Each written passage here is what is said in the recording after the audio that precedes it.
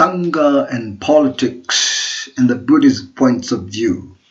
Those who have chosen a life of Sangha by having abandoned all sorts of essential pleasure and lay life, enjoyed the monastic institution, should not get involved in the politics because they have already chosen which way they have to go.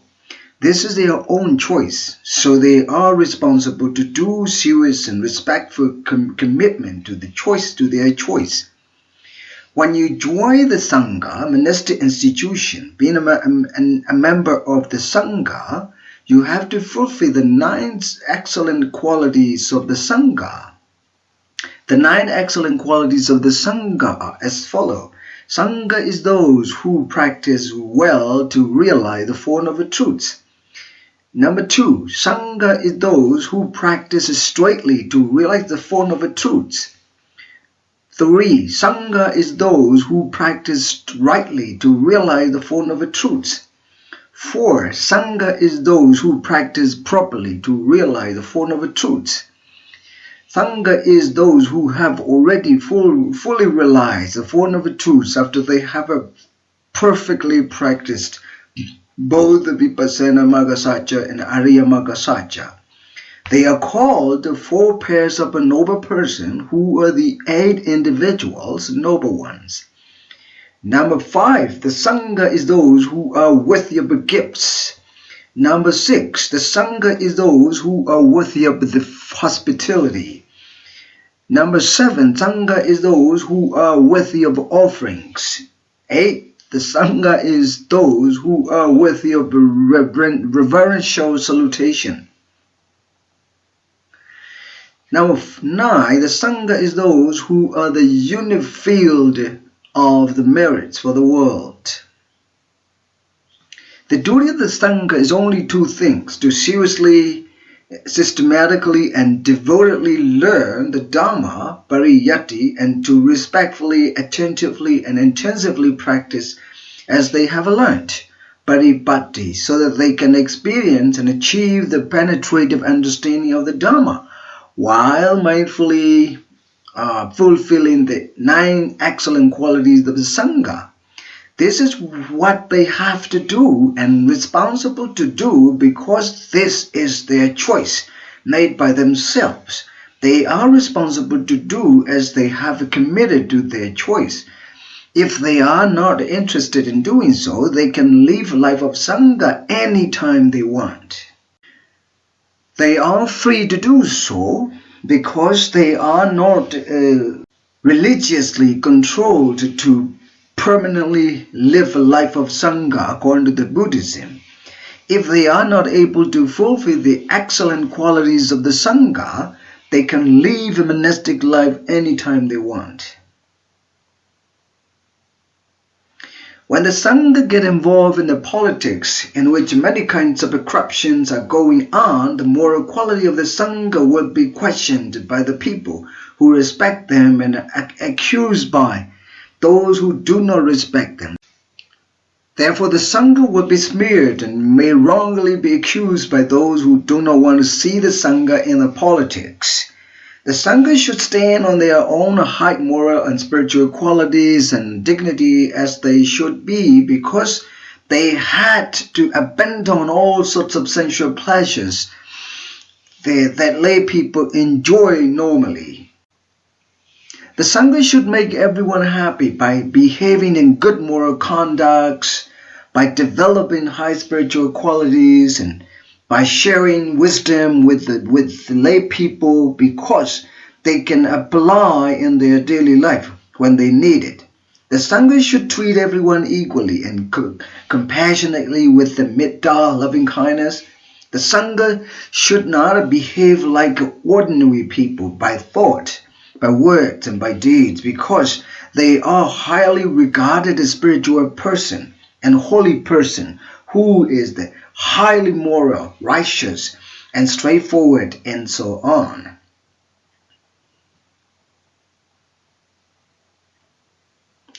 The Sangha should not go biased towards anything and anyone, as they are trained and developed in moral conduct and spirituality. The Buddha said that he equally loved Angulimala, Nalagiri, elephant, Devadatta, that tried to kill him as he loved his son, that tried to kill him as he loved his only son, Rahula. It should be a good example that the Buddhist monks must follow if they truly respect the Buddha as their teacher. This should also be the way that Buddhist monks must practice because they are the disciples of the Buddha. The Buddha did not teach that we monks must take care of only Buddhist people, but he taught us all bhikkhus, Jarata bhikkhave jari kam, dese tadaman, adi kalyanam, machi kalyanam, priyosana kalyanam, Bahujana hitaya, bahujana sukhaya, loka nukambaya. That means all monks travel and teach people the Dharma, good in the beginning, good in the middle, and good in the end, for the benefits of the many, for the happiness of the many, and out of compassion for the world. This is the message of the Buddha to all the community of the entire community of the Sangha. This was the advice given by the Buddha to his disciples, the ordained Buddhist monks, after the first discourse. Dhammacakkappavattana Sutta is delivered at Varanasi in India, modern Sunnat. How it was free from sectarianism, how it was free from subjectivism. The Buddha has never taught us just to take care of those who agree with him, who totally believe in him, and who followed him with unquestioning faith. The Buddha was the only open-minded spiritual teacher. Therefore, how is it possible for monks to take care of only those who just followed the Buddha and converted themselves to the Buddhism? Of course, we can understand Buddhist monks who closely take care of the Buddhist people very kindly and compassionately, but it does not mean they have to reject the others who are not Buddhist.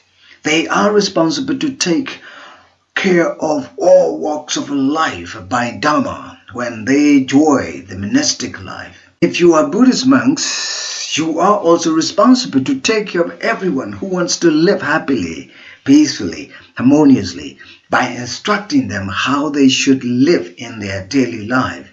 You have to open your heart and your mind to warmly welcome everyone who needs your help in a certain trouble. I am sure that you must take care of all the sentient beings when they really need your help.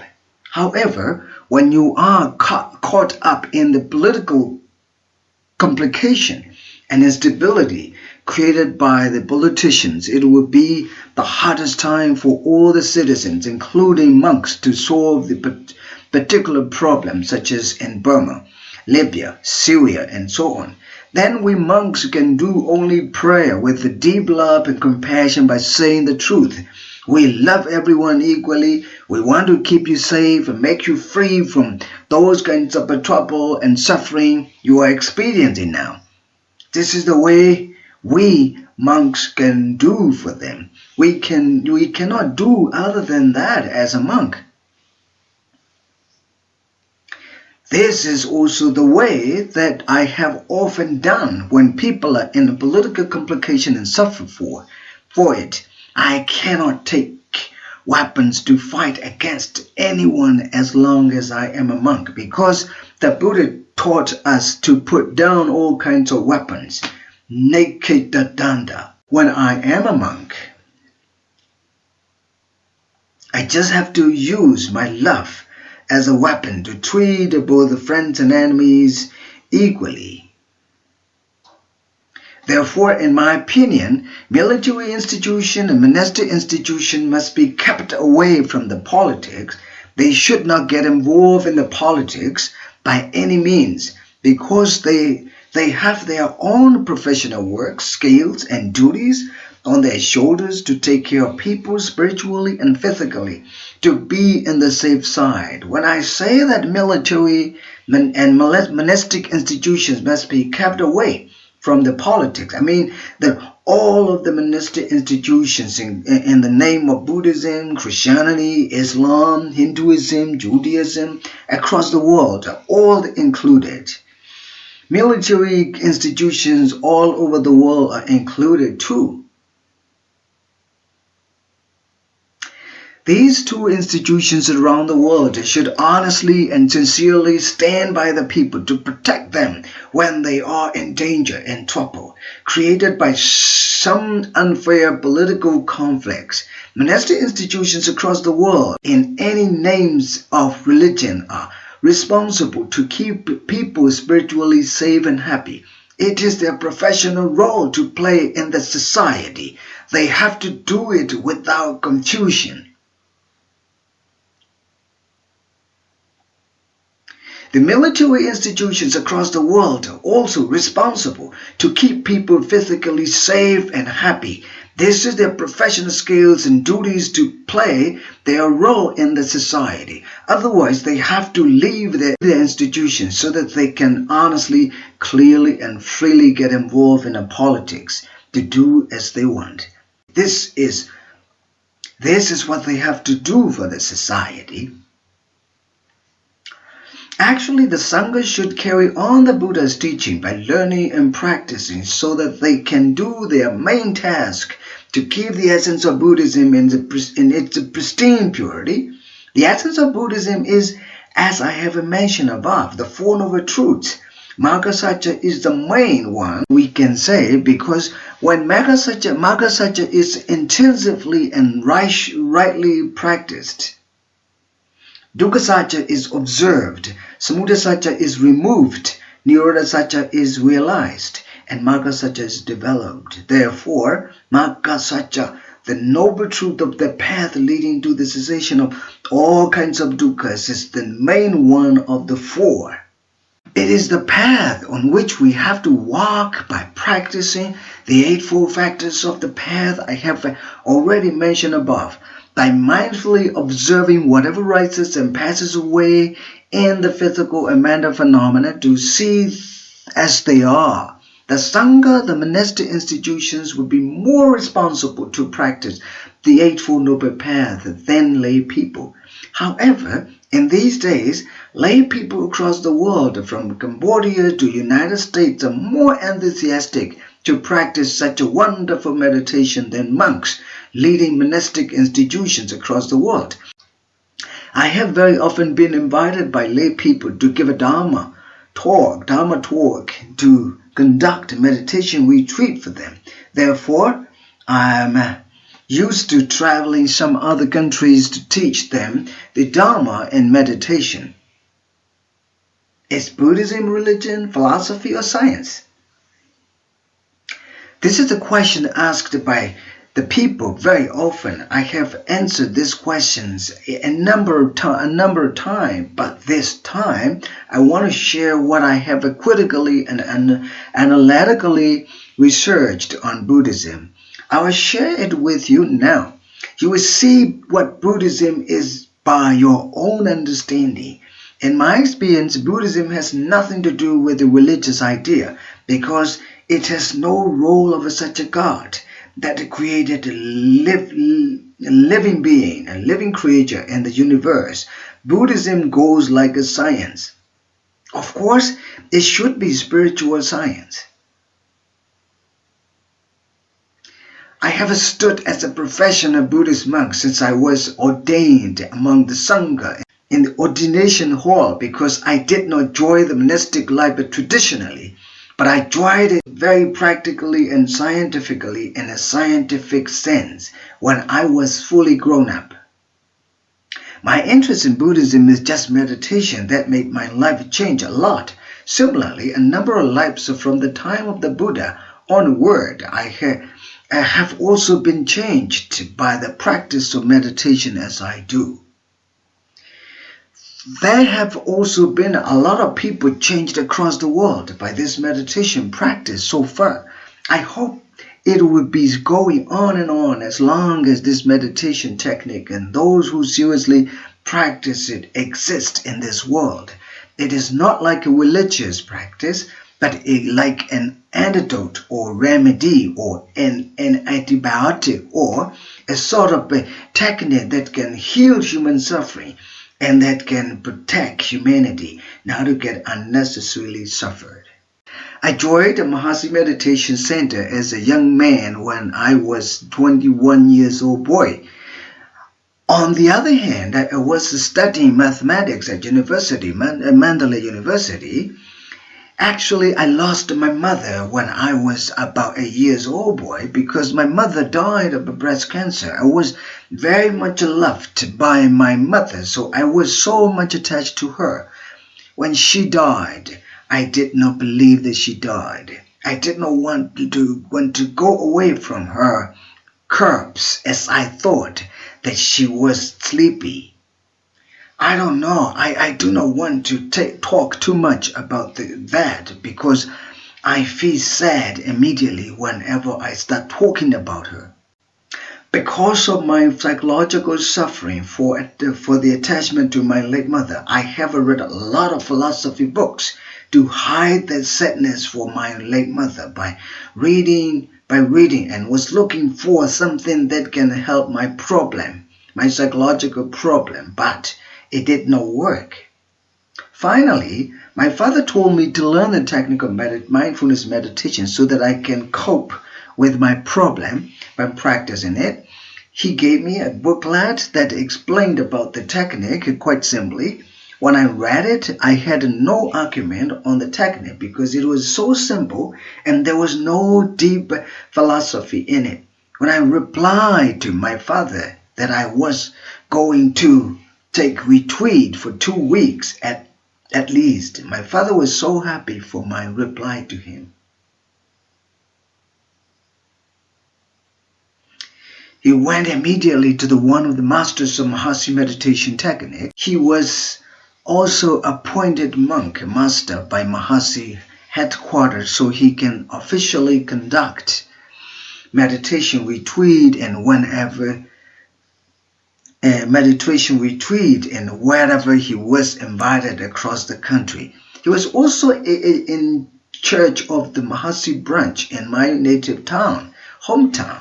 He was also the abbot there. He came of respectful age and was soft and calm face, maybe because of his meditation practice.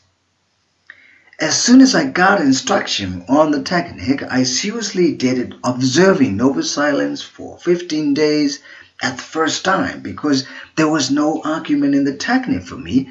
It brought me back to myself and made my mind settle back into myself instead of running and jumping around outside. The deeper I paid attention to every movement, the quieter my mind became. I experienced it was amazing.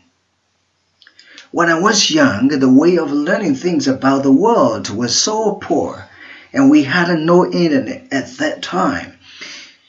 We did not have much opportunity to learn international and global education and the way how they are teaching around the world. We are so poor for education and knowledge, particularly being human in my country, Burma, modern Myanmar. We were all very much controlled by totalitarianism at that time. Political institution in my country was also one of the reasons why we are so poor for everything, because the country was completely controlled by the military regime. We do not know much about science, which is my favorite subject. Without scientific approach and critical thinking, I feel immediately bored when I learn something. This is my nature. I could not even accept Buddhism religiously, even though I was traditionally Buddhist in a Buddhist family. I have been interested in science since I was young.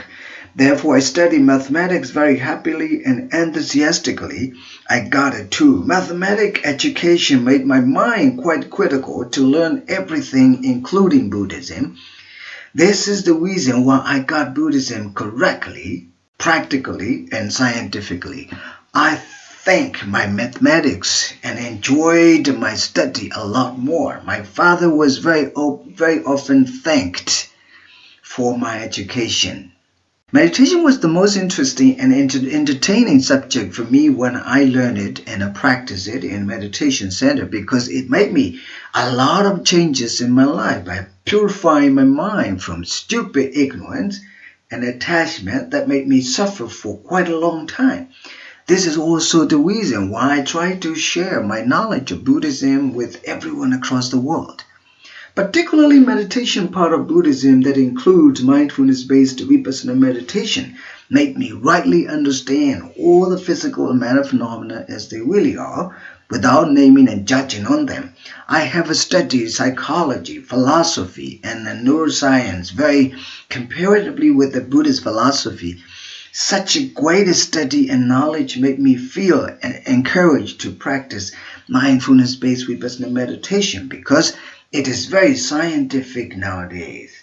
For example, I did not know the default mode network when I was practicing this mindfulness meditation in meditation center. However, I could see that this meditation brought me back to myself and made my mind settle back into myself when I was intensively and attentively practicing it. My mind stayed with me in most of the time after a month meditation practice in the retreat center. Even though my mind went away, I was immediately aware of it and used to come back to the primary meditation object. My mind did not go away from me when I was really doing this meditation. It was completely disconnected with external objects, but properly connected with myself. I felt it was settled down within me. It was very first time when I experienced with this technique and practiced. When I did it seriously at that time, I did everything in detail as a young man, not as a monk. When I did this meditation and retreat, I did everything slowly, mindfully, enthusiastically, energetically, and interestingly, because I did not want to suffer for my attachment to my late mother. It was no use to get a suffer like that because I knew that my mother would not come back to me anymore. Of course, when I did everything mindfully, my suffering was away from me because it was wisely removed at the moment while I was really practicing this mindfulness meditation. This was really my experience with this technique and this practice, so I accepted it by my own experience through intensive attentive practice. It was not accepted just by faith when I observed everything very mindfully and slowly. As I was instructed, my mind got concentrated after a month-long practice. I did it very mindfully. When I did walking meditation, I did observe 4 parts of the meditation, 4 parts of my walking and meditation center. Lifting part of the foot, pushing forward, dropping it down, and touching to the ground very slowly. I tried the best I could not to miss even a single part of the 4. One turn of the walking meditation in meditation center is 1 hour long. Then I had to go to sitting seat to do sitting meditation again. When I went to sitting seat, I went there mindfully observing the 4 parts of the walking fully and attentively. When I got there for sitting, I had to observe the entire sitting posture, seeing it in my mind detail. Then I slowly and mindfully had to observe my entire body sitting down to the seat. Then I had to sit down in the seat, observing every movement very mindfully. Then I had to follow the instruction for formal sitting meditation, sitting cross-legged, keeping the back straight and placing my hands rested and rested in the lap and relaxed on the lap, closing my eyes softly. Then I had to switch on my attention to observe in-breath and out-breath mindfully from the beginning to the end. While mindfully observing the rhythm of in-breath and out-breath attentively, I saw that there were so many things going on, both in my body and my mind. I saw a thought rises and passes away. I let go and come back to observe the breath, the in-breath and out-breath. I saw many thoughts, unclassified, sometimes rise and pass away. I let go and come back to observe in-breath and out-breath mindfully. I saw an itchy sensation rises and passes away. I let go and come back to the primary object of meditation. I saw a pain rises in my knee and passes away. I let go and come back to the primary object of meditation. Here you can see the word rises and passes away. Very often, it is the nature of all the physical and mental phenomena, regardless of names and labels on them. They are arising and passing away in their nature. If we do not pay attention to them, we will never see their true nature. When we switch on attention, we will see them as they are in their true nature. There is nothing to do with the name of Buddhist, Christian, Muslim, Hindu, Jewish in this practice. You can see that there are your attention and your breath, your feeling and your thought, and your movement of the movement of your body and your practice. The technique and the practice are very practical and scientific. You who take a meditation retreat course and a practical approach under a close guidance of the teacher who has already been experienced with this technique and a practice become a scientist. All the benefits you experience with this meditation practice at the moment are like the results of a scientific research. Therefore, we can see that Buddhism is closer to the science. When you do this meditation, it is too far away from the sense of religious faith or belief, because there is nothing to do with such a faith or belief in mindfulness or Buddhism. The benefits you have experienced through the practice are visible and can be proven by science in these days.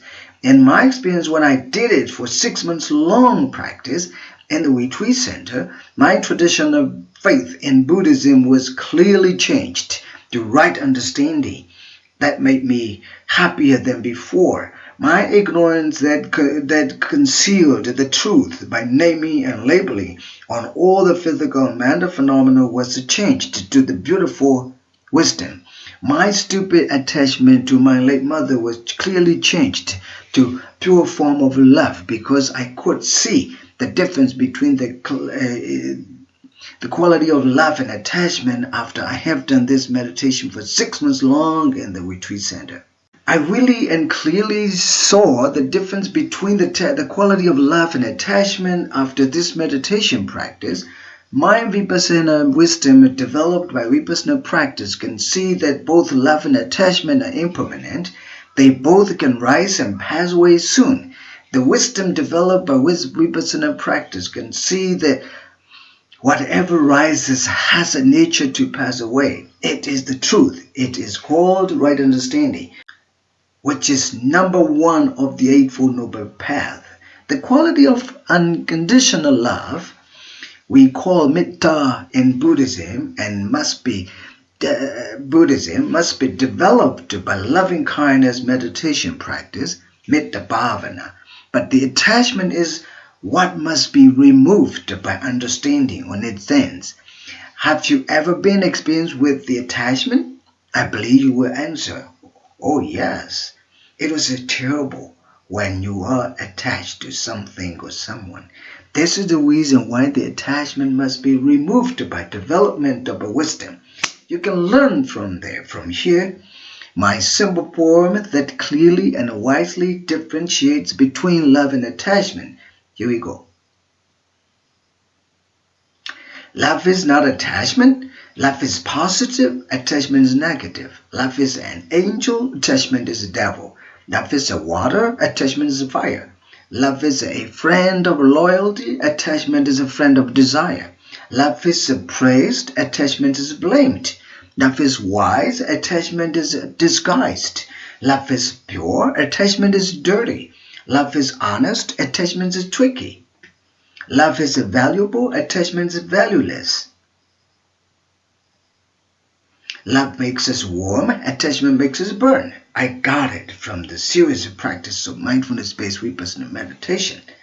This meditation practice positively made my life change a lot, and it also changed those who practice it in the time of the Buddha. Some people were so much hopeless in life experiences, even in the time of the Buddha. They did not know what to do. Then they went to the Buddha, asked some advice, and the Buddha gave them this meditation technique. Let them practice with him in the monastery.